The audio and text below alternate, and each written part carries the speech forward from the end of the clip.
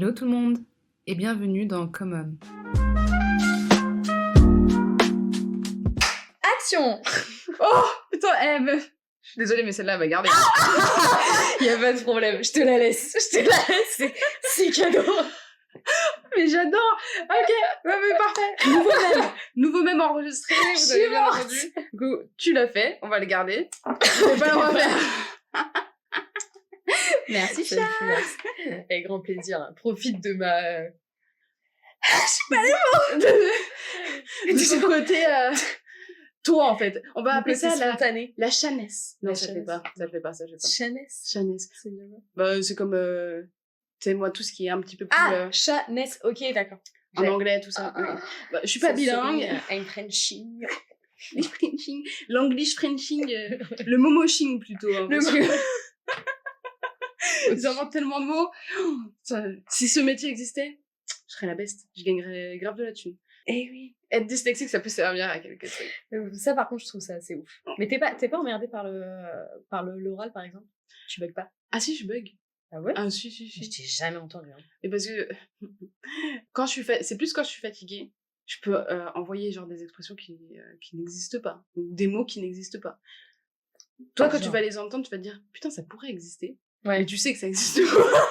Ça passe bien, mais dans le zico, il n'y est pas. Il y a un truc. Souvent, ce que je fais, c'est je confonds un mot avec un autre. Ah, ok. Parce que j'ai quand même du vocabulaire, mais le vocabulaire, il se mélange. Tu vois. J'ai quand même un peu de vocabulaire. Les définitions à fond. Ouais, ok, je capte. Oui, dans le sens où t'es parti dans une conve et du coup, tu vas mettre un autre mot à la place. C'est ça. Ok. Moi, sur des malentendus, des fois, ça passe. Hein. Mais de ouf. T'es normal. Ouais, vas-y, j'ai capté la vibe. En général, c'est des personnes qui font chier, qui sont là genre, non mais ça existe pas. Ça se dit pas, ça. Mais t'as compris, non? Alors me casse pas les couilles. Ça se dit pas. T'as rempli les bonbons. C'est, voilà. Et souvent, des gens qui font ça, ils aiment bien le faire devant tout le monde, tu vois. Au lieu de te le dire après, genre, tu sais, le mot, comment tu l'as utilisé, c'est pas comme ça qu'on l'utilise. Ah ouais. Et moi, j'aime bien qu'on me le fasse, mais genre après. Et la personne, elle fait devant tout le monde, et toi, t'es là, genre, en fait, juste ferme ta gueule. Ah non, mais c'est insupportable. Insupportable. Hello tout le monde, et bienvenue dans Common. Bonjour, chat. Comment vas-tu? Hello, ça va et toi? Ça va, merci. Je suis très contente de t'avoir dans le podcast. Je sais que t'es un peu comme ça.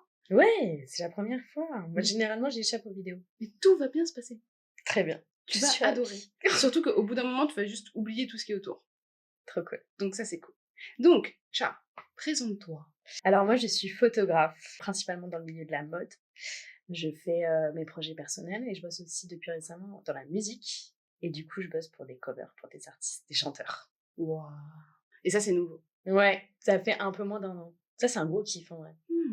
Qu'est-ce qui change? Je dirais c'est plus humain. Il y a plus de... il y a vraiment une cohésion entre l'artiste qui est dans la musique et moi. Et donc, du coup, ça fait un mélange des cerveaux qui est vachement très sympa. Et en plus de ça, on m'appelle pour ce que je fais, pour mon art. Et donc, du coup, il n'y a pas de débat, il n'y a pas de négociation. C'est vraiment genre, en fait, je t'appelle pour ça, j'ai trop envie de bosser avec toi pour ça, tu vois. Et là, c'est trop chouette. T'as beaucoup moins ça dans la mode. Du moins, je suis pas arrivée à un stade où, genre, j'arrive et je suis là en mode, je suis Charlotte Favré, blablabla, tu vois. Prosternez-vous. C'est mon art, toujours. Non, en plus, toi, qu'est-ce que t'aimes dans le milieu de la mode, du coup? Dans le milieu de la mode, moi, j'ai toujours été fascinée par les fringues. J'adore les fringues. J'adore m'habiller. Oui. Mais en plus de ça, la classique, quand j'étais gamine, les covers de magazines, ce genre de choses, c'est marrant parce que j'ai jamais voulu être sur les photos, mais par contre, les images, pour moi, c'était de la magie. Et j'ai toujours été fascinée là-dessus. Mais parce que ça attire de ouf. C'est malade. Mais comme forcément, tu sais, j'accrochais les covers de magazines sur à le l'ancienne. Tu faisais un mur entier, ça te faisait un papier peint. Exactement. Qui n'a pas fait ça? La jeunesse aujourd'hui, je suppose. Ah, mais eux, il y a plus de papier. Le papier n'existe plus. Non, c'est vrai. Du coup, il y a plus de murs un peu comme ça. Moi, c'était très... me juge pas. Je partageais ma chambre avec ma soeur jumelle. C'était New York. Depuis, je peux plus supporter le rouge. Ça m'a saoulée. Ouais, je capte. Moi, ça a été la mode et les poneys. Voilà. Donc, j'avais une partie mode sur mon mur et une partie poney parce que j'étais une grande fanatique. T'as fait de l'équitation? Ouais. Oh putain, à chaque fois, je suis surprise des gens qui ont fait de l'équitation. Ah ouais? Bah, moi, j'ai grandi avec au Grand Galop, là. Oui. Ah, c'était la vie. Et en fait, c'est des clichés parce que les profils des personnes qui me disent ouais j'ai fait de l'équitation, c'est très peu grand galop. Sauf que moi j'ai jamais fait d'équitation, et du coup je vois pas la Ah, t'as réalité. du mal. Oui, ok, t'as du mal à te projeter. Ok, je capte. C'est ça. Ok. Donc je suis restée bloquée sur grand Grand galop. galop.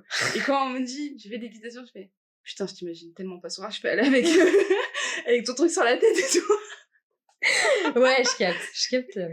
Donc voilà. Mais ça, on va en revenir un peu sur la mode et tout, parce que tu sais que moi, vraiment, je veux tout savoir. Et en plus, tu es mon modèle. D'accord. Dose. Elle est pas mannequin, mais franchement, c'est une belle vitrine. Oh, t'es trop Voilà. mignonne. Petit cœur. Si vous voulez lui envoyer des fringues. Petite collab. Ah, déjà. Ah, déjà. Ça peut marcher sur un malentendu. On sait jamais qui regarde ce podcast. De ouf. Elles font des... On va finir. Du coup, On va finir star. c'est comme Marvin il m'a dit hier, on dit pas si, mais quand. Ouais, c'est vrai. C'est quand. Il a raison. Et ouais, et moi je dis trop si. Mais avec des si, tu refais un monde. Ouais. Mais c'est pas un monde qui va peut-être arriver. Alors qu'avec quand, Ouais, je suis d'accord. on sait jamais. Quoi. C'est une autre, ouais, c'est une vision plus concrète, je trouve. C'est-à-dire que c'est dans un futur plus ou moins proche. Et là, tu mets quelque chose. Donc, comment est-ce que tu es arrivée à la photo? Je suis arrivée à la photo. Oh, waouh, ça date. Je faisais énormément d'équitation quand j'étais jeune et j'ai toujours pris des photos de mes copains, de mes copines, du cheval. Je passais mon temps là-bas. Et ce que je te disais juste avant, grande malade de la mode et grande malade des covers de magazines. Donc j'organisais des shootings photos avec mes copines. Toi, tu faisais pas des spectacles? Non. Tu faisais des Shootings, ouais. Et oui. Et c'était trop drôle, tu vois, parce que je trouvais les spots et tout, et puis je faisais des shootings avec mes copines. Incroyable. Mais c'était trop génial. Franchement, ça me ferait hyper peur de retomber là-dessus. Je sais pas ce que j'ai mis, enfin j'ai foutu ça, mais je pense que je suis sur le Red Riff. Genre vraiment. Bah, aujourd'hui, ta technique, elle s'est affinée. Non mais là c'est incomparable. Il oui. y a même pas de débat. Avant, tu prenais n'importe quel appareil et hop, vas-y, faites comme ça, faites comme ci. Ah ouais, Je c'était t'imagine juste trop. purement. Est-ce que tu avais des inspirations aussi de films, comment les photographes ils se comportaient ou pas à cette époque? Non, j'ai jamais eu ce truc de. J'ai jamais été fascinée par l'aspect photographe. Enfin, tu sais, t'as pas vraiment de visuel de comment les photographes se comportent en Ou vrai. alors mal, à l'époque, il y a telle époque avec Ouais, les mais films. je pense pas. J'étais vraiment très jeune. Je pense pas que je me rendais compte réellement du positionnement du photographe. Après, vaut mieux. Ça, c'est clair, parce qu'on a eu quelques problèmes. Il y a eu des grosses dingueries quand même. Ouais. Surtout dans le milieu de la mode, tu sais, les années 80-90. Oh, ouais. La communication, ouais, il faut que ce soit sexy. Ouais. Ça me donne envie de vomir. Bref. Aujourd'hui, à quoi ressemble la Chacha avant, pendant un shoot, un projet? Ok. Le cheminement, tu veux dire. Ouais, Ok. on veut du process. Pour ce qui est du travail perso et en lien, on va dire, avec les artistes pour des covers ou ce genre de choses, ça va être à peu près le même principe. Dans le sens où donc je travaille en amont, je vais chercher des inspirations, je vais écrire, je fonctionne vachement au mot-clé. Ouais. Je suis pas une grande écrivaine, donc je fonctionne vachement au mot-clé. Et il fut un temps aussi, j'ai été vachement fascinée par des gens qui faisaient de la peinture autour de moi. Et t'en as fait partie, ma belle. Et en fait, je vous voyais peindre et moi, quand j'étais plus jeune, je faisais de la peinture et je me suis dit, putain, mais en vrai, je suis vraiment focus dans la partie photographie et donc du coup, j'aimerais avoir un autre support pour me sortir la tête de la photographie à des moments.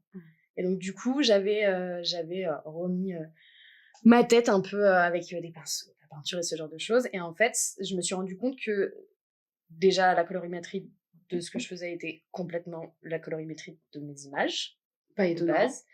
Et que ça découlait vraiment en fait d'une inspiration que j'avais en tête, inconsciemment, full inconscient. Donc du coup, super drôle. Donc ça a commencé à faire partie de mes processus d'inspiration, de moodboard. Du coup, la peinture au niveau des couleurs, de la composition, et forcément des inspirations, que ce soit croquis, que ce soit des mots, que ce soit pas forcément internet ou ce genre de choses. Donc je prépare ça. Après, j'organise mon casting. Donc le casting, notamment, je bosse du coup toujours avec la même make-up artiste avec qui je travaille depuis quelques années là-dedans. On a une alchimie de zinzin, petite dédicace maintenant. Et à côté de ça, donc je vais bosser avec un styliste, je vais bosser avec un coiffeur, je vais bosser en fonction de ce que j'ai besoin, set designer ou ce genre de trucs.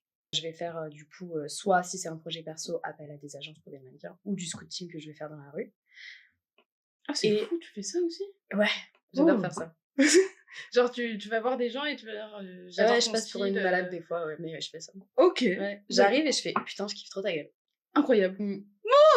Ça, tu vois, ça, pour moi, ça c'est stressant. Ça. J'ai le boum boum, je ferais pas ça. Ah ouais? Ah ouais. Ouais, ça m'a. Bah, moi, je fais ça vachement facilement. Parce que de base, mon tempérament veut que je suis plutôt sociable. Mais effectivement, dire à des gens qui sont beaux ou dire à des gens qui ont de la gueule, moi, j'adore.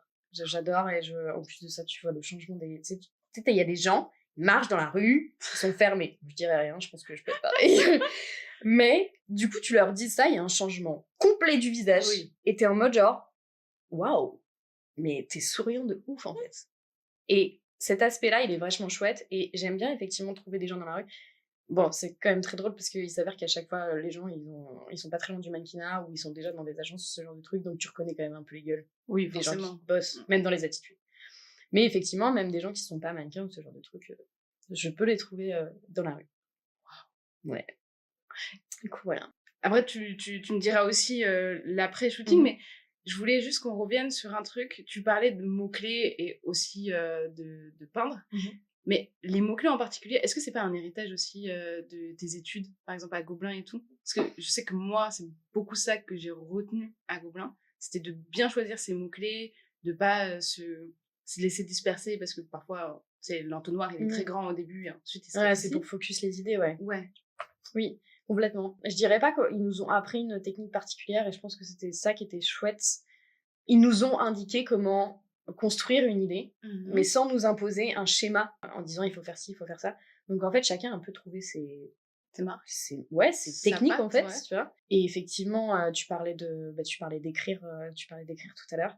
Je suis pas quelqu'un qui est à l'aise avec l'écriture. J'adore écrire, mais faut pas me relire, tu vois. Genre, je me relis moi-même avec moi-même, tu vois. Mais la j'aime beaucoup. timidité s'arrête à la couverture. Exactement. Voilà, c'est vraiment... Exactement. Donc j'écris pour moi. Donc ça va m'aider pour mes images ou ce genre de choses, mais c'est pour ça que je parle plus de mots-clés parce que les gens, ce qu'ils vont voir, ça va être des mots-clés. Ils vont pas lire le texte, ce qui va avec, voilà, tu vois, ma petite plume, tu vois. Ouais, non, ça c'est plus de l'ordre du perso.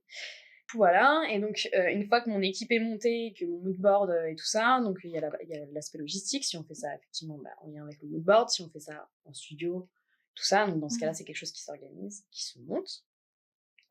On fait du coup le shooting, et après j'ai la phase du coup d'editing. Je sais pas si je suis passée vraiment très rapidement sur l'aspect shooting.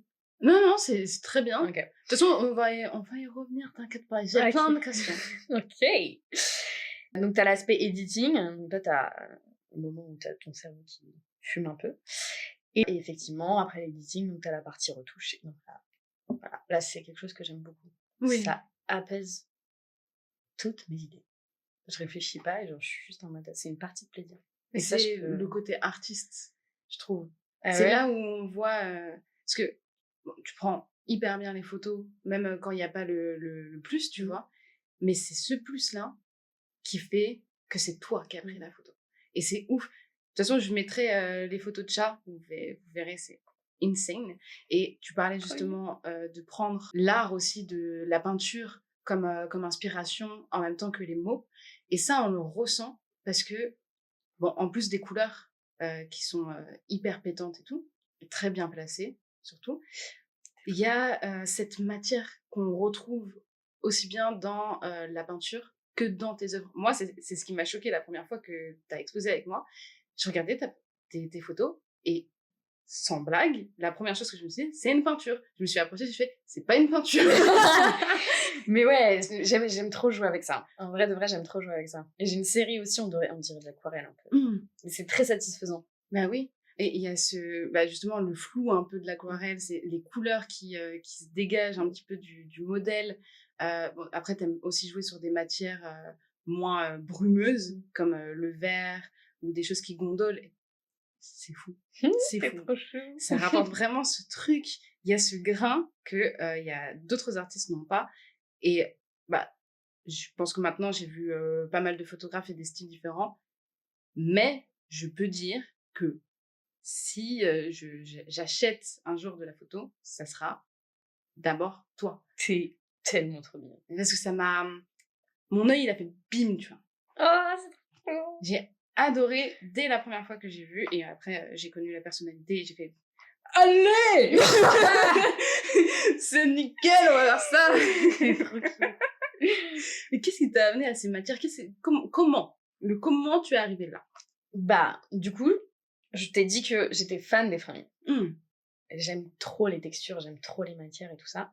Et au début, effectivement, je bossais vachement sur la texture, mais des vêtements sur le mannequin. Et je te cache pas que les premiers tests, ça a été, de base, des trucs que je ne contrôlais pas du tout. Oui, dans le sens où, il s'est avéré qu'il y a un truc qui est passé dans l'objectif, ou je sais pas, quelque chose qui... Voilà, et j'étais en mode, oh, rigolo. Ok. Et donc, je me suis dit, ok, j'aime bosser sur la texture, j'aime bosser sur les matières, mais j'ai besoin d'un truc, enfin, d'un aspect, d'une texture qui va vraiment venir entre l'objectif et le modèle. J'aime les déformations et déconstruire un peu. Et donc, du L'accident coup, heureux. ouais. Et donc, du coup, au début, des fois, je contrôlais pas tout. Forcément. Mais effectivement, au fur et à mesure, donc je savais quelle texture allait réagir, comment ça allait faire, parce que j'ai fait beaucoup de tests aussi. Et donc du coup, je me suis marrée et tout machin. Et du coup, c'est très rigolo parce que Manon, qui est ma make-up, qui est sur la plupart de mes sets, à chaque fois, elle se dit mais qu'est-ce qu'elle va nous sortir encore, tu vois?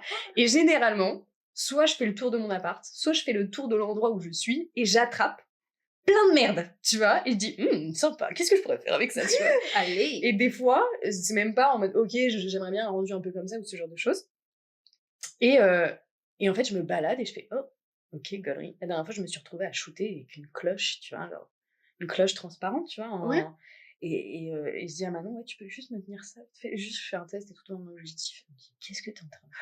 Je fais, attends, bouge pas, tu vois. Et donc, du coup, je m'amuse que comme ça. Et ça me permet, tu vois, tu parlais de l'aspect un peu pictural. Moi, j'aime trop ces rendus-là. En fait, je suis vachement... je suis pas bonne en peinture. Moi, je fais joujou avec la peinture. Mais du coup, moi, les peintres, ils me fascinent de dingue, en fait. C'est ma manière à moi de travailler des textures à la photographie, en fait. Bah, oui. Et pour moi, tu vois, ça, c'est vraiment le truc qui dit artiste. Parce que la photo, au début, c'est très immatériel. T'as ton appareil, tu touches pas à la chose, tu touches ton appareil, c'est du numérique pour la plupart. Il y en a qui font à l'argentique.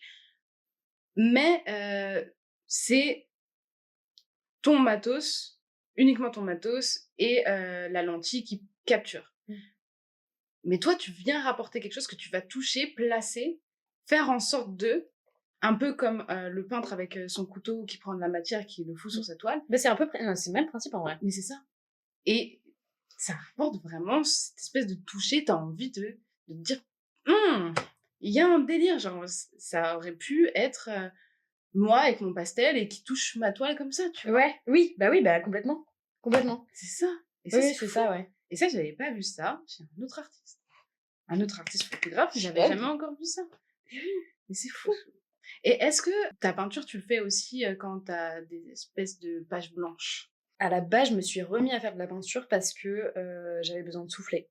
Ok. Et j'avais besoin de sortir. Et effectivement, je pense que c'était... Je me rappelle pas exactement quand j'ai commencé, mais je pense que c'était à un moment où j'avais une petite page blanche créative, je pense. Et donc, du coup, je me suis mis à faire ça, mais sans zéro but. Mais du coup, qui est paradoxal, parce que dans la photographie, je n'ai pas du tout j'ai ce lâcher-prise, mais j'ai un contrôle qui fait que je suis photographe, donc forcément, j'ai la technique, j'ai tout ça. Et en fait, je pense que j'étais arrivée à un stade de... J'ai plus ce truc naïf. Et en fait, je l'ai retrouvé un peu, du coup, en faisant joujou avec la peinture. Et ça m'a fait un bien de dingue. Et en fait, effectivement, quand je me suis rendu compte que genre ce que je faisais en peinture, qui et franchement, ça va, on se détend. C'est moi, J'aimerais je quand même m'amuse, voir tu un vois. jour. Je vais te montrer. Je vais te montrer. Oui. Je m'amuse plus avec les couleurs. Je sais pas dessiner. Ça en s'appelle vrai de de vrai. l'abstrait, hein. L'abstrait, c'est comme ça que ça marche Oui, aussi. non mais de dingue, tu vois. Mais du coup voilà. Et en fait, je joue plus. C'est les couleurs qui me font marrer. Et donc du coup effectivement, je me suis dit mais putain, il y a un raccord colorimétrique. C'est vraiment pas pour rien, quoi. C'est vraiment fou, tu vois. Mais oui. Et quelle couleur, du coup, tu t'es rendu compte qui apparaissait très souvent? Le bleu. Le bleu, mais c'est limite maintenant, on me demande que du bleu. Tu vois, genre c'est fou. Et à chaque fois, on se retrouve sur le set avec Manon, j'ai fait Encore? qu'est-ce qu'on m'a encore demandé? Du bleu. Et j'aime le bleu, mais c'est vrai que je fais beaucoup de bleu là en ce moment. Forcément. Mais oui, les couleurs, c'est bleu. Moi, je suis le jaune. J'adore le jaune moutarde un petit peu. En fait, ouais, ça va être principalement jaune et bleu, mais bleu, j'ai un éventail de teintes qui est assez zinzin. Mais ça, je pense que c'est complètement lié à où j'ai grandi, en fait. C'est-à-dire? Ça, c'est la Bretagne et la Normandie. En fait, c'est les ciels. Oui. Je suis fascinée par les ciels normands et bretons. Hmm. Et je pense que la plupart des lumières que je puise, bon, je me suis fait une raison, je puise littéralement l'entièreté je pense, de mes lumières dans ces paysages, dans ces ciels bretons colériques, ou à l'inverse, tu sais, tu passes par des couleurs mais complètement dingues, et dans le bleu, d'un coup c'est super gentil, d'un coup t'as l'impression que ça va se battre, tu vois. Et ouais, du coup, effectivement, je pense que le bleu qui part du bleu à, je sais pas, à des gris ou ce genre de choses, je pense que c'est complètement lié à où j'ai grandi. Vive la Bretagne. Et la Normandie, parce que je suis normande quand même, de base. Mais oui, mais en vrai, ça paraît logique. Après, moi, j'avais une autre supposition par rapport à ça, parce que quand on en avait parlé en off, je t'avais dit que pour moi, le bleu, enfin, quand t'es designer, t'as des couleurs vraiment qui sont casse-couilles à imprimer. Et le bleu en fait partie. Par contre, pour faire péter les autres couleurs, le bleu, c'est nickel. Ouais, c'est vrai. Il vient raviver tout. Il y a très peu de couleurs que le bleu ne ravive pas. C'est vrai. Et justement, pour redonner cet aspect profondeur, jouer avec les matières, etc., parfait. C'est parfait. Et ça m'étonne pas que du coup, les autres, ils ont vu tes photos, ils se sont dit « Ah, ça pète, je veux pareil !» Bah, du coup, oui, du bleu. Ouais. Ouais, j'en mange du bleu en ce moment. J'aime trop, mais c'est vrai que... Faut que je change un peu, là. Mon Vous feed, voulez ça pas commence du à- vert un peu changer? Non, mais ouais. Non, c'est vrai que non, je suis fascinée par le bleu. Trop Il y a, bien. il y a beaucoup de profondeur dans le bleu. C'est trop beau. C'est clair. En off, en tout cas la dernière fois qu'on s'est eu au téléphone, on parlait justement des couleurs et tout, on parlait du processus, et tu m'as parlé de tes inspirations premières. Il y avait, c'était surtout au niveau de la mode, mais j'aimerais que tu nous réexpliques quelles sont tes inspirations premières dans le milieu de la mode. Parce que c'était trop mignon, trop bien. Et puis ça explique un peu tout, toute ta personne, parce que vraiment quand on la voit, c'est vraiment... c'est un modèle, d'accord. Niveau mode, elle est incroyable. Déjà là, elle est arrivée avec ses Santiago. Vous n'allez pas les voir, parce que je ne vais pas voir ses pieds, parce que je ne vais pas faire ça. Mais Santiago et tout. Ah, une inspiration. C'est trop chouette. Donc tu parlais de ta grand-mère et ta maman. Ah, putain. Oui. Ah, ok. J'ai noté ça parce que j'ai trouvé ça trop cute. Ma mère a toujours été quelqu'un qui s'habillait extrêmement bien. Elle a toujours une élégance vraiment de dingue, et une prestance. Et c'est ce que je retrouve aussi chez sa maman, donc ma grand-mère. Et j'ai récupéré des vêtements de ma grand-mère et des vêtements de ma mère, où je me dis, mais c'est fou à quel point ces femmes ont du style. C'est un truc de dingue. Et donc, je pense que la pomme, l'arbre, enfin, tu vois, il y a un petit scénario. Donc, j'ai été très rapidement, très tôt, alimentée par le style de ma maman, par la façon de s'habiller, par forcément aller faire un tour dans les boutiques, me montrer des magazines. Elle a toujours aimé ça, donc je pense qu'elle m'a forcément refilé ça. C'est clair. C'est sûr et certain.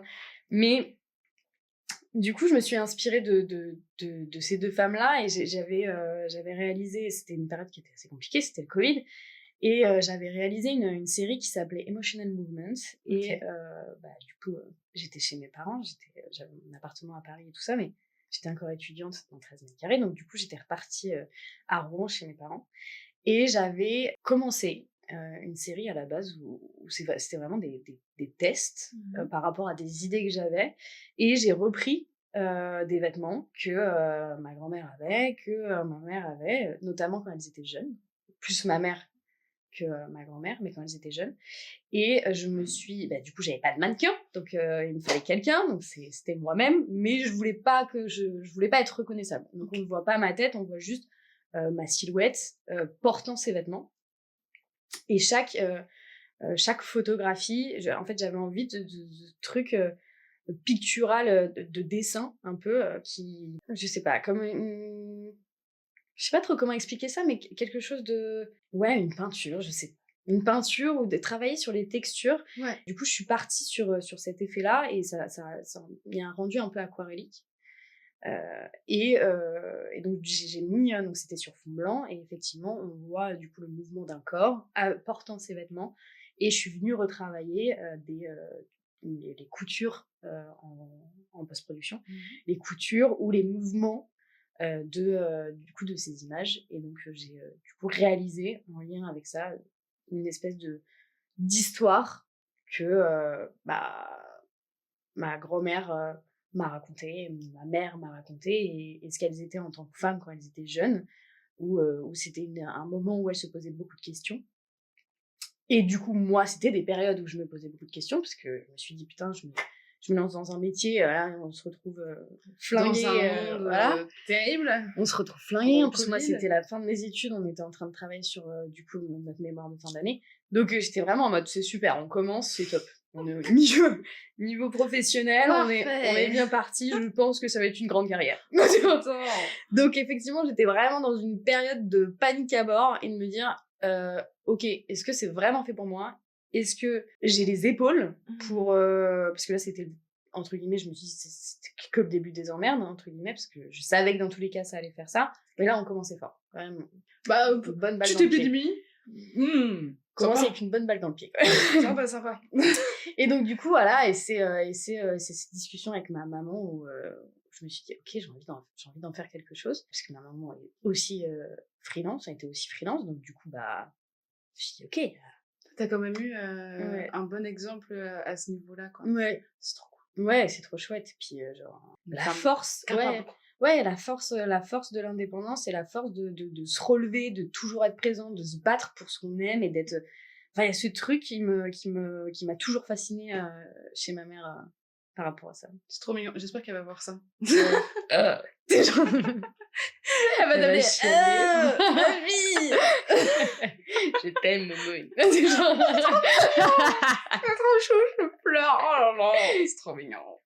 Mais c'est trop bien d'avoir des bons modèles, surtout de femmes, pour nous inspirer plus tard. Et c'est exactement de cette série-là dont je parlais. La première que j'ai vue et j'ai cru que c'était des tableaux. Ah, ok. C'est celle orange, jaune, vert, bleu un peu. Ouais, avec c'est silhouette. Ouais. sur fond blanc. Ouais. Je me suis approchée, je fais putain, c'est pas une voiture. Ouais. C'est vrai que ça a vraiment...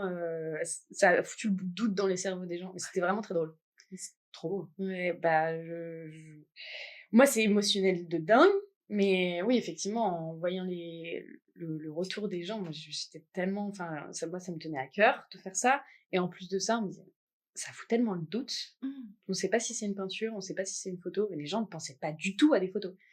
Donc, du coup... j'étais en mode, c'est bon, j'ai réussi mon challenge. Ça, c'est fait. On fait quoi maintenant? Mais d'ailleurs, en parlant de doute, est-ce que t'as déjà douté de ton travail? Pas du monde. Parce que là, ce qu'on a dit, c'est plutôt genre, putain, est-ce que le monde, il va pouvoir marcher? Est-ce que j'ai choisi le bon métier, etc. Là, je te parle vraiment de douter de ton taf, de toi. C'est une évidence. C'est une évidence, mais de base, j'ai un tempérament qui est plutôt de remise en question permanente.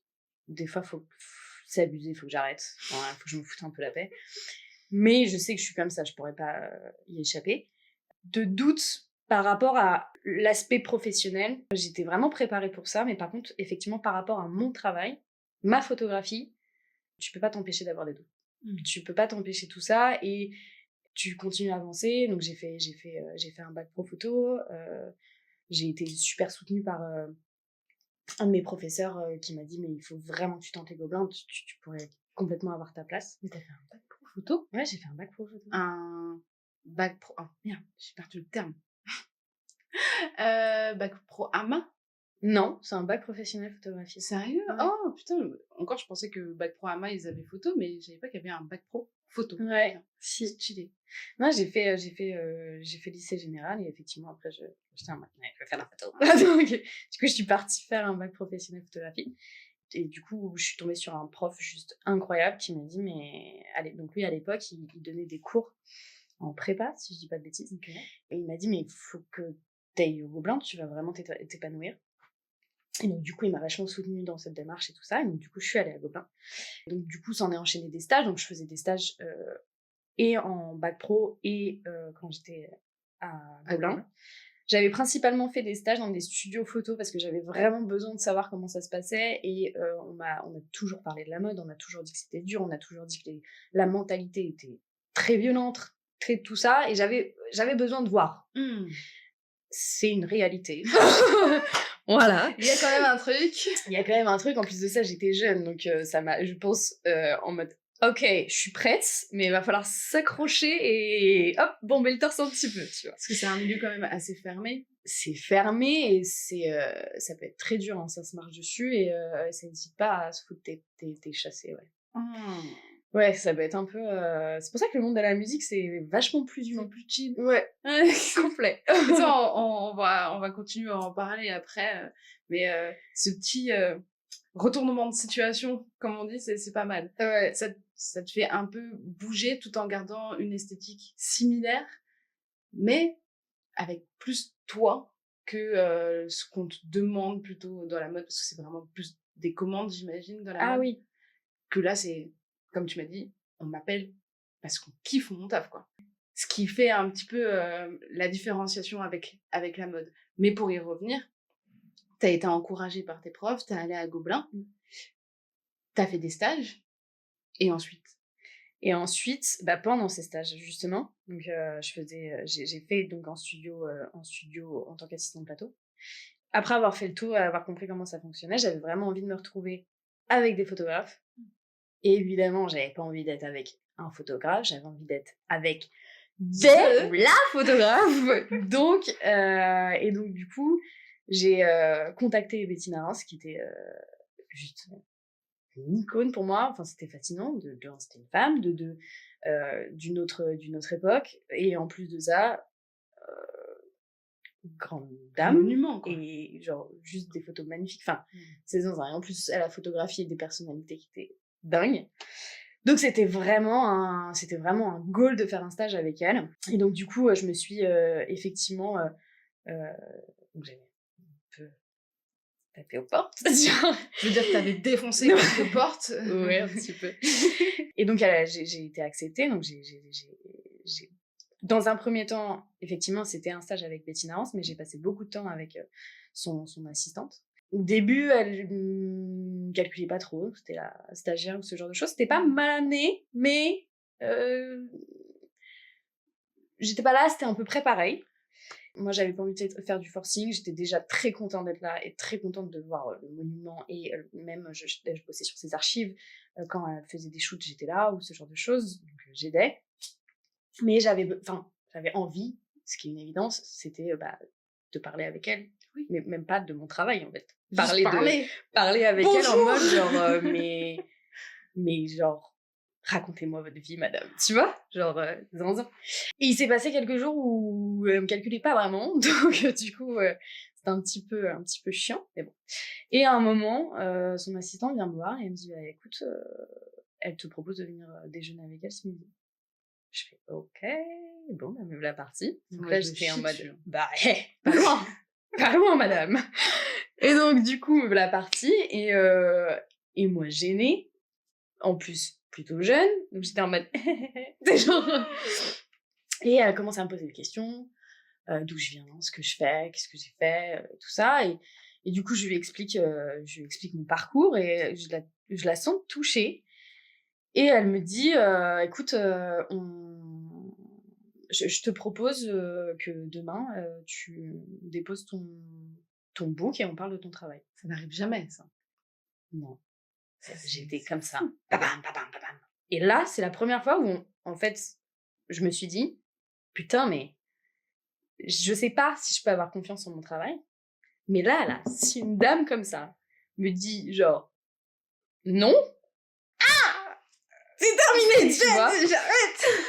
Et donc, du coup, le lendemain, j'y vais, on se pose, on est à son bureau, elle a un bureau juste monumental avec une bibliothèque de zinzin, enfin bref, un truc de Le dingue. rêve. Et je lui montre mon book, et premier passage, j'ai dit rien. Bettina, c'est une personnalité qui peut paraître très froide. Donc, du coup, t'es un peu en mode, ça va être très long là. Ça va être très long. Et donc, du coup, elle me dit, ok, j'ai vu, on repasse. Et donc, du coup, elle me dit, bah écoute, t'as vraiment un truc, t'as du talent. Et elle me dit, tout n'est pas à garder. Elle a vraiment pas hésité à me dire ce qu'il fallait que je dégage. Genre, ça, c'était vraiment très drôle. Elle m'a dit que j'avais vraiment quelque chose, que j'avais quelque chose de touchant et d'émotionnel, que dans tous les cas, effectivement, j'étais jeune, donc mon travail allait évoluer, mais que j'avais de très bonnes bases. Donc, je me suis mis à avoir les larmes aux yeux. Genre, vraiment. Adoubé. Ouais, j'étais là en mode genre... Oh. Grande dame. Et là, j'ai eu les larmes qui sont montées genre toute seule en mode comme une validation, tu vois. Genre vraiment, j'avais une validation. Donc, c'est pas pour autant qu'après j'ai pris la conf, pas du tout. Mais là, c'était réel. Enfin, c'était vraiment quelque chose d'hyper important qui m'a débloqué pas mal de choses en fait pour la suite. Et donc, je me suis retrouvée à avoir les larmes aux yeux. Et donc, du coup, elle m'a pris dans ses bras. Et j'étais en mode Oh là là. Du coup, voilà, c'était zinzin. C'était incroyable. Ouais, c'était dingue. Et après, ça, c'est un trop truc à écrire chouette. dans tes mémoires. Ouais, ben oui, mais c'est déjà dans la mienne. Mais ouais, mais non, dingue. Et en fait, on a une belle alchimie. Je pense qu'elle a été peut-être touchée, je sais pas. Mais elle m'a raconté aussi pas mal de choses par rapport à sa vie. Elle a beaucoup été sous le coup de Helmut Newton ou ce genre de choses. Et je sais pas, d'une certaine manière, après ça, elle a pris soin de moi. Et donc, du coup, elle m'a proposé de partir au festival de hier avec elle, où elle était jury, du coup, pour le festival de hier. Et du coup, c'était complètement fou. Waouh. Putain, mais après ça, ouais, t'as confiance. Genre, qui va dire quoi? D'accord? J'ai eu affaire à la reine. Tout le monde peut... Non, c'est pas dans ce sens-là. C'est plus moi, pour moi, c'est une reine. Après, Oui. chacun son... Voilà, mais effectivement... Ou c'est pas le pélo d'à côté qui va te dire ah j'aime pas ce que tu fais, qui va te décourager. Ouais, ça m'a fait du bien. Alors, vraiment, genre, je me suis dit putain, j'aime son travail, et d'une certaine manière, elle est ok avec le mien, tu vois. Donc ouais, c'était fou. Et tu vois, enfin, moi j'adore, elle adore, donc juste continue. Et le monde s'en portera vachement mieux. Donc tu as fait le stage avec Bettina. Tu as continué tes études à Gobelin, parce que j'imagine que ça s'est passé entre 2018 et 2019. Ouais, c'était ma première année à Gobelin, donc c'était 2018, Bettina, ouais. Yes. Et une fois que tu es sortie de Gobelin, donc tu as commencé direct à travailler en freelance? Non. Non. Ben non, parce que c'était complètement le bordel. Ah oui, c'était la merde. Covid, et effectivement, Gobelin, c'est quand même principalement une école d'art. Donc, je suis sortie de Gobelin, j'avais pas du tout la clientèle pour. En plus de ça, les seules choses qui fonctionnaient à ce moment-là, à l'aspect Covid, c'était le e-commerce, sauf que j'avais pas été formée dans le e-commerce, parce que c'est une école d'art. Donc du coup, je me suis dit, ok, bon, va falloir trouver une solution. J'ai trouvé un CDD chez Showroom Privé. Et donc du coup, j'ai passé 1 an là-bas. Et pendant cette année-là, j'ai défoncé les portes que je pouvais défoncer pour justement me faire des clients à côté en freelance. Donc j'ai commencé à harceler les gens par mail, à taper aux portes, à monter mon truc. Donc à côté de ça aussi, je montais mon book commercial. Donc ce qui, globalement, on va pas se mentir, c'est ce qui fait manger clairement au début. Tu vis pas de ton art, tu vis principalement de partie, ce qu'on appelle du coup partie alimentaire. Et donc, du coup, moi, cette année-là m'a permis de me former. Donc, c'est comme si je rajoutais un an, mais dans la partie formation, tu vois, e-commerce. Ouais. Et à côté de ça, effectivement, bah, du coup, le but, c'était de me faire du coup, un maximum de contacts pour me lancer en freelance et quitter du coup le salariat. Ce que tu as réussi à faire Ce que j'ai réussi à au bout faire. d'1 an, ce qui est fou. Ouais. Mais après, tu as une personnalité très extravertie, donc pas très étonnant. Ça veut rien dire du tout. Non, non. Tu es arrivé je te face à des promets. gens, t'as fait... Non, alors c'est pas tant ça, c'est plus l'aspect faut apprendre en fait. Enfin, c'est un peu ce que je dis c'est un peu ce qu'on dit quand on discute avec d'autres photographes, c'est que en fait on a tellement de casquettes, on est photographe, mais on est aussi d'une certaine manière commercial, Mmh. on fait notre comptabilité, on fait plein de trucs, donc en fait on n'a pas les tips pour tout. Moi je suis pas l'aspect commercial, pour moi il est déjà au début c'était compliqué, mais même encore maintenant C'est sombre. c'est super compliqué de se vendre, je sais pas, taper du poing, enfin vraiment assumer. Et de toute façon c'est vrai que globalement parler de chiffres c'est dur. Ouais. C'est dur et j'aime pas. Donc voilà. Bah, disons mais qu'en France, on ne nous aide pas non plus, quoi. je sais pas, j'en sais rien, mais c'est vrai qu'effectivement, moi, c'est vraiment l'aspect commercial, c'est compliqué pour moi. Donc ça, faut que j'apprenne, je continue, j'apprendrai toute ma vie, de toute façon. Mais effectivement, au début, c'était compliqué, donc tu démarches, tu fais, donc tu bosses avec des boîtes de production, tu bosses effectivement pour du e-commerce, pour des marques, on m'appelait pour de la DA, ce genre de choses. Voilà, tu tournes avec ça. Et un petit peu tout ce que tu sais faire en apprenant et un petit peu exactement. partout. Pour faire, toi, ton bagage et en même temps gagner de la thune, ce qui est Exactement. beaucoup plus difficile quand ensuite on est seul. Mais quand est-ce que tu as commencé réellement à être en free? J'ai été en freelance en 2022. Ok. Avril 2022. Là, c'est la première fois que tu es en freelance, que tu as un client, du coup? Ouais. Ou juste que tu te mets en free? Non, j'avais déjà, je faisais déjà du freelance pendant que j'étais en contrat, Ok. en CDD. Je faisais mon maximum pour me dire, ok, faut déjà que je lance la machine, parce qu'il faut que je sorte de Bonne ça idée. en étant carré, en me disant, ok, j'ai la possibilité, j'ai fait mes calculs, il faut que j'ai tant de clients, il faut que j'arrive à bosser tant de fois par mois. Donc oui, fallait que je sois un minimum carré comme ça. Un petit peu, parce que Voilà. vraiment, c'est pas facile. Et c'est pour ça que dans le podcast, j'en ai aussi déjà parlé. L'auto-entrepreneuriat, c'est pas genre, oh, trop bien, j'ai pas de patron, nanana. Tu deviens ton patron. Tu deviens la personne horrible que tu détestais. Et t'as plein de charges, t'as plein de trucs comme ça. Donc, c'est vraiment pas fait pour tout le monde. Certains réussissent, d'autres pas. Il y en a qui se lancent pour voir et qui partent. Mais voilà, toi, t'as réussi à garder ce cap. Et j'espère que ça va continuer longtemps. Ouais, j'espère, pour ouais. toi. J'espère. Et dans le milieu, du coup, de la mode, c'est quand que tu y arrives après ça? Ça fait partie du milieu de la mode, même la partie e-commerce ou Oui. ce genre de choses, parce qu'on shoot pour des lookbooks, on shoot pour tout ça. Mais effectivement, tu vas bosser avec des jeunes marques pour établir une direction artistique. Toutes les marques n'ont pas leur identité visuelle de base. Donc, effectivement, on a travaillé là-dessus. Mais dès le début, j'ai été dans la mode. Pas dans l'aspect, parce que quand on parle de mode, c'est l'aspect la campagne de mode. Mais c'est pas que ça, c'est aussi la photographie e-commerce, ce que tu retrouves sur les sites internet, ce que tu retrouves pour la communication ou ce genre de choses. Donc, directement, j'ai été, même en contrat, en fait, j'étais déjà dans le truc. Dans la mode, en fait. Ouais. Oui, parce que quand un lambda, comme en personne, parle mode, il s'imagine tout de suite, comme tu as dit, la campagne et tout, alors que la mode, c'est aussi la vente. Il y a des choses à l'arrière qu'on minimise, alors que franchement, sur un site, t'as pas le vêtement porté ou t'as pas le vêtement tout court, tu l'achètes pas. Non, donc, clairement pas. c'est important quand même la photo. Ouais. Mais en off, tu m'as dit que tu fais beaucoup plus tu travailles beaucoup plus maintenant au niveau de la musique. Ouais. Qu'est-ce qui change par rapport à la mode et qu'est-ce que tu kiffes dans ça? Ça n'a tellement rien à voir. C'est tellement humain, tellement il y a... Déjà, on va venir vers moi, on va venir vers moi pour mes images, pour ce que je fais, pour ma patte.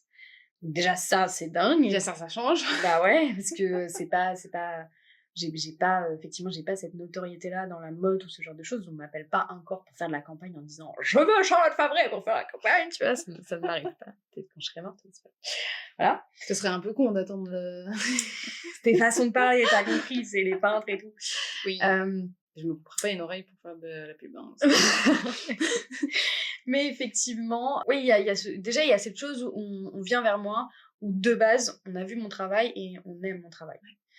Donc déjà, cette position, elle est déjà trop chouette. Donc, t'as envie de montrer ce que tu sais faire et de leur proposer tout ça, et ils veulent se projeter dans ton univers avec eux, leur art. Ouais. Donc, c'est trop chouette. Donc, on parle, on a des discussions, on s'est au téléphone déjà pour se rencontrer. Il y a des échanges qui sont hyper chouettes, parce que du coup, il va me parler de son art, il va me faire écouter ses pistes, ses maquettes.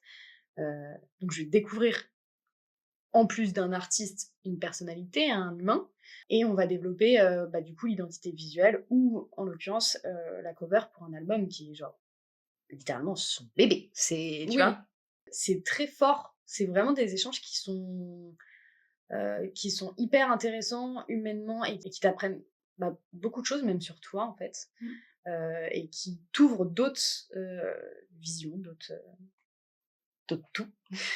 Et donc du coup voilà, mais ça fait un peu moins d'1 an que je bosse avec la musique, et j'ai même jamais pensé en fait. Même envisagé, mais bien sûr, ouais. Non, ça ne m'était même pas venu à l'esprit. Mais en réalité, tu vois, l'art musical, c'est vraiment celui que je trouve le plus éloigné avec les autres arts dans le monde, je veux dire. C'est vrai. Parce que, encore, photographie, peinture, on est un petit peu plus proche, et encore dans les métiers dits artistiques de la main, tu vois, il y a par exemple ceux qui font des performances, de la céramique, tout ça. Bon, tout ça, c'est hyper éloigné, mais alors, la musique... Ouais, c'est vrai. C'est vraiment à part entière. En fait, c'est une stratosphère. C'est vrai. Que les lambda, eux, appellent artistes, et que nous, on n'a pas forcément cette habitude de dire c'est un artiste. En général, un artiste va parler de l'artiste musical comme étant un musicien. Oui, c'est vrai. Ou un chanteur. Ou un chanteur, ou un rappeur. On va vraiment le nommer selon son style. Mais on va pas dire artiste. Alors que, si. Oui, oui, complètement. Ouais.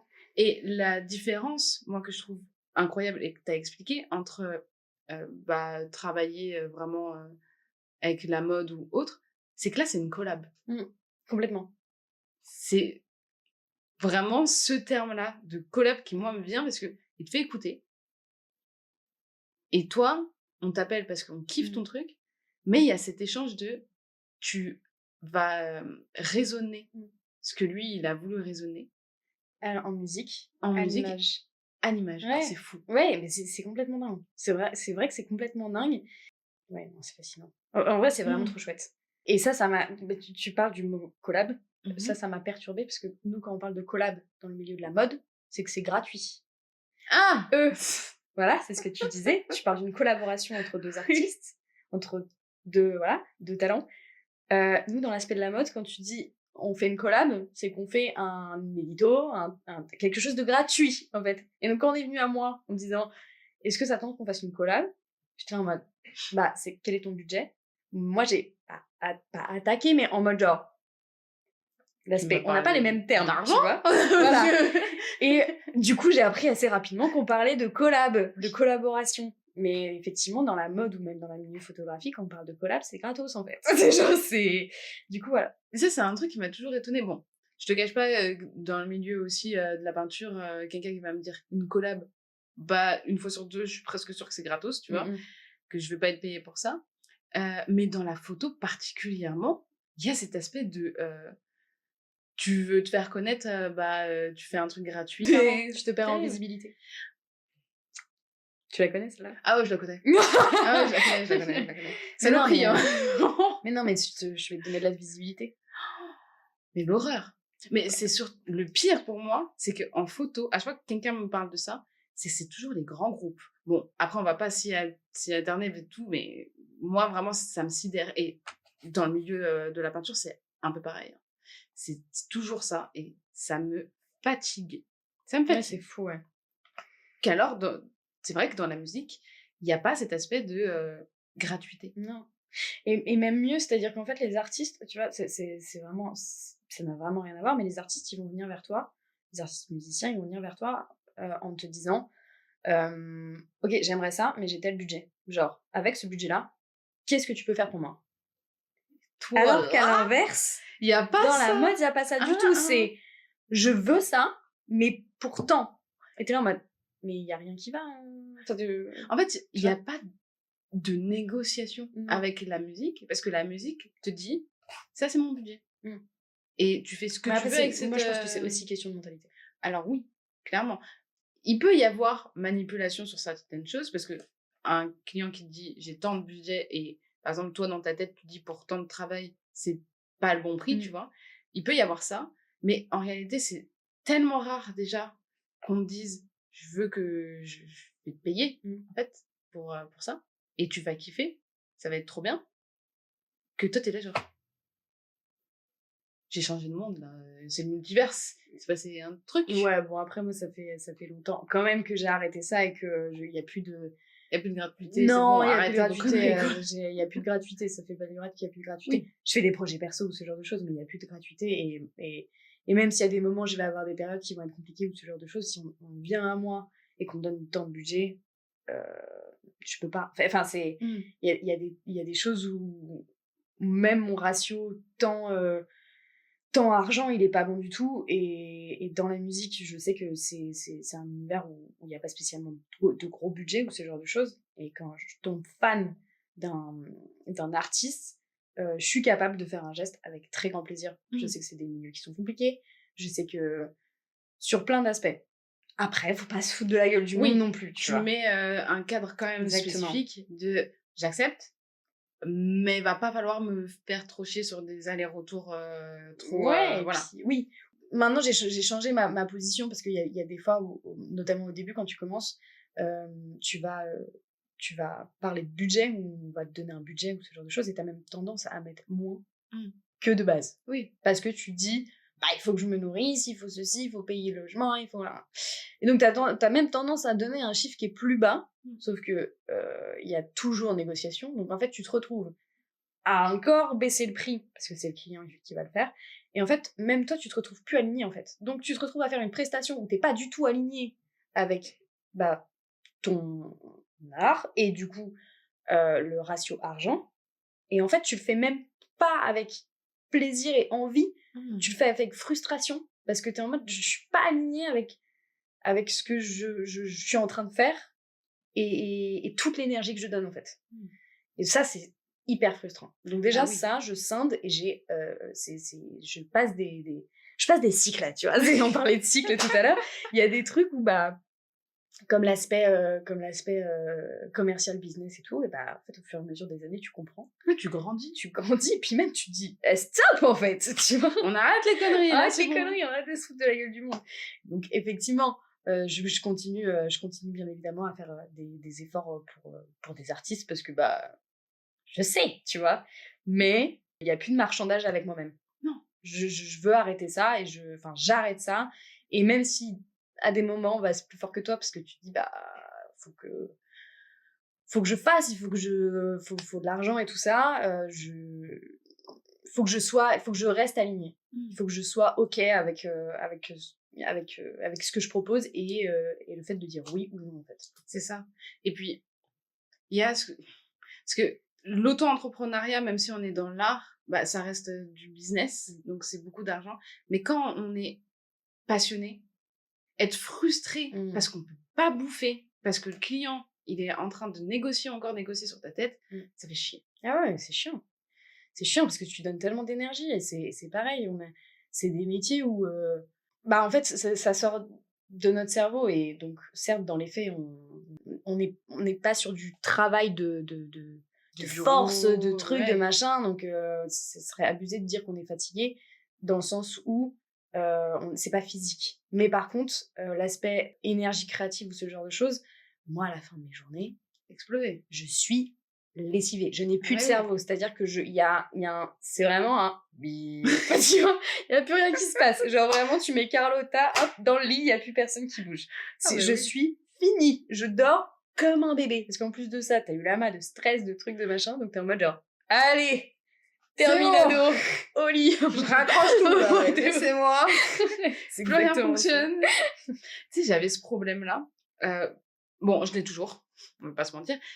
Mais surtout quand j'étais DA, parce que je donnais tout pour ce qui me rapporte du pain, parce qu'il faut se nourrir dans la vie, c'est sympa.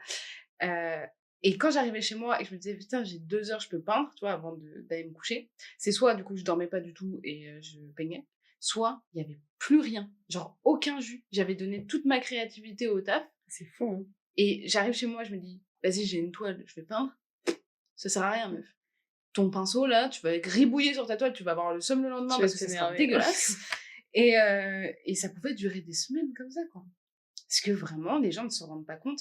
Ma mère, c'était la première là-dedans parce qu'elle a fait un travail beaucoup plus manuel et tout. Elle me disait, non, mais toi, t'es pas fatiguée.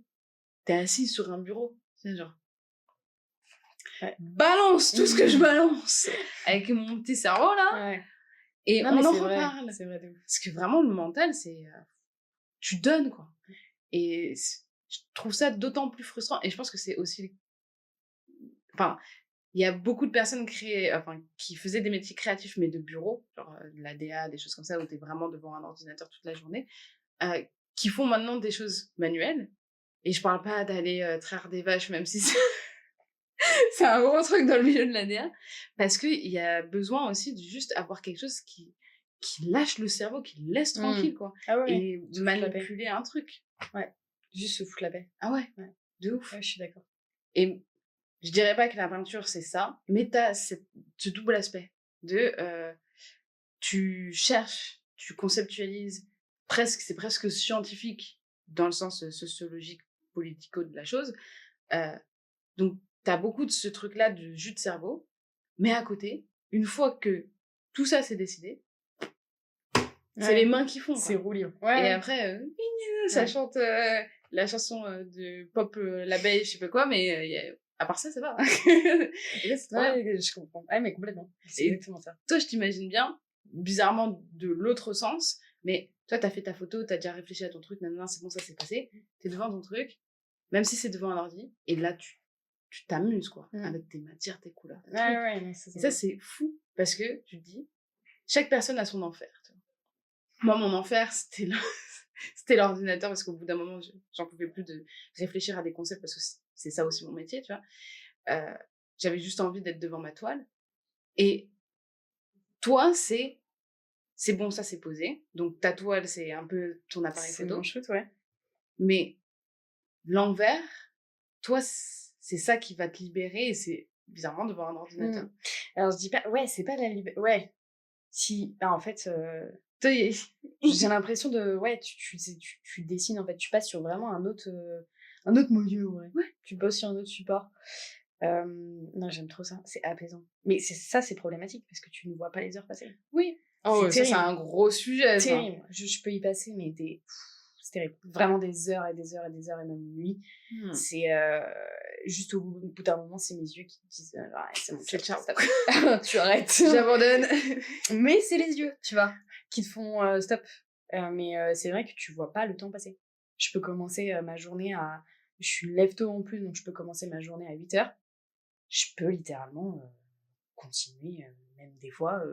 Dormir, Ouais, optionnel. Non, pas dormir, parce que j'ai mes petits horaires pour dormir quand même. Non, il faut que je dorme quand même. Mais je peux zapper de bouffer et manger à 16h par exemple. Tellement je suis focus et tellement je suis... C'est la retouche, ça m'hypnotise. C'est zinzin. Mais c'est fou. Mais c'est fou. C'est pour ça aussi qu'on adore ce qu'on fait et qu'on le fait. Ah, mais attends, j'ai des potes photographes qui, la retouche, franchement, ça les emmerde. C'est vrai? Ils peuvent pas passer autant de temps. Mais après, je pense aussi que tout dépend de la retouche que tu dois faire, non? Oui, mais de base, t'aimes ça ou t'es pas trop fan. Tu vois, il y a vraiment... c'est pour ça qu'il y a des gens qui, effectivement, bossent avec des retoucheurs. Moi, par exemple, je ne veux pas bosser avec un retoucheur. Genre, c'est mes images, je retouche mes images. Ouais. Mais même moi, je serais incapable d'être retoucheuse dans le sens où je serais incapable de retoucher une image qui n'est pas la mienne. Je suis carrément d'accord. Tu vois, j'aurais l'impression d'avoir... Tu sais, de pas avoir la première idée. Ouais, t'as c'est trop pas bizarre. tout, en fait. Non. T'arrives au milieu de la chose. Et C'est t'es en comme mode- tu prends un roman, tu l'ouvres au milieu. Là, tu fais... Ouais, C'est qui ce exactement. personnage, quoi? Complètement. C'est chiant. Et moi, c'est pareil, genre, on ne touche pas à mes images. C'est mon bébé. Parce que, ouais, en fait, c'est pensé en amont. Et donc, je vois pas comment derrière, on parle mode, ce genre de truc. Ouais. Je parle pas e-commerce parce que c'est vraiment, ça n'a rien Non, à voir. c'est pas pareil encore. Ça n'a rien à voir. Mais effectivement, ouais, je suis incapable de faire de la retouche pour quelqu'un et on ne touche pas à mes images. Mais c'est marrant parce que je reçois plein de mails de retoucheurs ou ce genre de choses qui me disent « Ah, on aime trop ta patte et tout, machin, c'est chouette, est-ce que tu cherches un retoucheur ?» Non. C'est Pas du tout. Touchez pas à mon travail. Ouais, non, et puis ça veut dire que bah, c'est comme une toile qui est pas finie. Mais tu sais, ça, je m'étais pas rendu compte jusqu'au moment où, bon, encore les enfants et tout, je fais en sorte que ça soit des toiles que je ne tienne pas. Mais il y a eu justement un jour au labo, une personne qui m'a demandé si elle pouvait, genre, m'aider sur un truc, etc. Et je me rendais pas compte à quel point, non. À quel point vraiment, non, ça me... Tu rentres dans mon intimité, tu vas faire de la merde, clairement. Ouais. En fait, je suis un peu comme toi sur le fait de... J'aime bien contrôler les choses. Et je pensais avoir plus de lâcher prise sur ça. Pas du tout. Tu touches pas à mes trucs. Même si c'est l'après, tu vois, et que, pareil, un peu les retouches de petits trucs. Non. Ah non, mais c'est impossible. C'est mort. Parce que déjà, moi, je stresse sur le fait de faire le trait qui va être too much. Mais si en plus, c'est quelqu'un d'autre qui le fait, je serais encore plus énervée. Oh, ça me vénère. Tu vois, ça va là. Ah ouais, je comprends. On a les mêmes problèmes. C'est à toi, quoi. Ouais. Mais pour moi, là, c'est même pas question de lâcher prise. Là. Pour moi, c'est vraiment, ça n'a rien à voir. C'est vraiment purement... En fait, bah, c'est ta toile, j'ai ma photo, j'ai envie de la finir, en fait. Ouais, carrément. Tu vois, je comprends totalement. On va bientôt terminer le podcast. Ok. Et il y a une question du coup, que je pose un petit peu à tout le monde, c'est comment est-ce que tu imagines la suite de ton travail dans les années à venir? L'évolution. Là où je voudrais me retrouver, là où... Ce que tu voudrais faire, comment tu voudrais le faire, où tu voudrais être. Bah, du coup, je t'ai pas mal parlé effectivement du milieu de la musique. Ça, c'est quelque chose que j'aimerais que ça se développe beaucoup plus et bosser avec de plus en plus d'artistes. Mais petit goal aussi, ça serait de monter mon studio photo et avoir une partie galerie pour des artistes émergents, pour même pas que émergents en fait d'ailleurs, des artistes tout court. Et effectivement utiliser cette partie studio pour moi, mon travail personnel, mes clients, mais aussi une partie location. Faut penser argent. On pense business, tu vois. C'est un plan tout ça. Une partie galerie qui permettrait de faire des events, de faire des expos, de montrer des talents, de partager tout ça. Je suis quelqu'un de très sociable et j'aime tellement que les gens se rendent compte, que les gens se parlent et tout ça que ouais, j'ai trop envie de faire un lieu comme ça. T'aimerais ouais, carrément faire le lieu de rencontre de demain où les artistes vont vraiment communiquer entre eux, apprécier des moments, découvrir d'autres, etc. C'est trop cool. Ouais. En plus du fait d'avoir ton lieu à toi où tu peux vraiment travailler, t'as plus besoin d'aller chercher à droite à gauche le studio parce que ça c'est une galère. Ça serait chez moi quoi, tu vois. Ouais, ça serait mon studio quoi. Plus besoin d'aller à Perpète-les-Bœufs en région parisienne. Ça c'est le grand problème des photos. Bah ouais. Mais non, ça serait ma maison merveilleuse. Ah bah franchement c'est tout ce que je te souhaite. Ouais, moi aussi. Parce que moi je serais là. Ah bah oui, non mais ça c'est sûr. J'apporterai la bouteille genre wouhou. C'est où qu'on la caisse. Ça porte bonheur apparemment, c'est ce que j'ai vu sur les bateaux. Non, ça serait trop chouette ça. Bon, vraiment j'ai hâte et je pense que tu vas y arriver. Ça va le faire. Ce serait très cool. Sur ce les amis, vous savez que quand je fais ça, c'est fini. Donc je vous dis à dans 2 semaines pour un prochain épisode de Common. En attendant, j'espère que vous avez kiffé cette personne. Allez voir son travail. Voilà. Et laissez des j'aime. Encore des j'aime. Je vais pas refaire le même qu'avant, mais merci. Voilà. Bisous. Salut.